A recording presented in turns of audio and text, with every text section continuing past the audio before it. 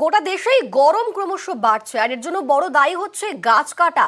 এই নাজেহাল গরমের মধ্যেও সরকারি গাছ কাটা অভিযোগ উঠছে। কাকদ্বীপের মধুসূদনপুর গ্রাম পঞ্চায়েতের রাস্তার ধারে প্রায় 1000 সরকারি গাছ কেটে নেওয়ার অভিযোগ উঠছে। আমাদের সঙ্গে সরাসরি রয়েছেন প্রতিনিধি বিশ্বজিৎ হালদার। বিশ্বজিৎ, এই গরমের মধ্যে 1000 সরকারি গাছ কেটে নেওয়া হলো, কারা সেই গাছ কাটলো, কোনো পদক্ষেপ নেওয়া হলো এরপর?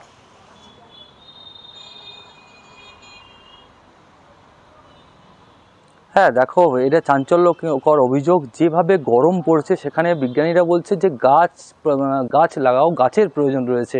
সেইখানে কাকদ্বীপের এই মধুসূদনপুর গ্রাম পঞ্চায়েতের এলাকায়, যে শিবকালীনগর এলাকায়, যে সেখানে গাছ কেটে নেওয়ার অভিযোগ উঠল।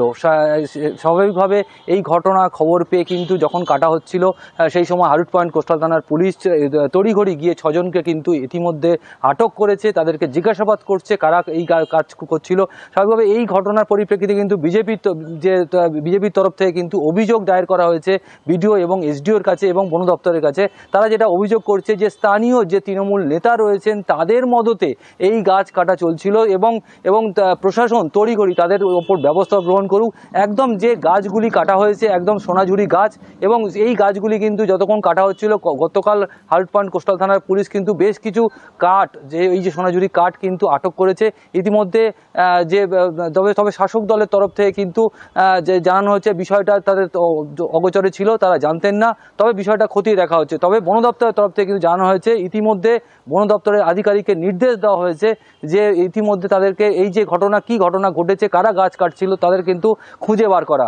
অনিন্দিতা, বেশ, ধন্যবাদ বিশ্বজিৎ।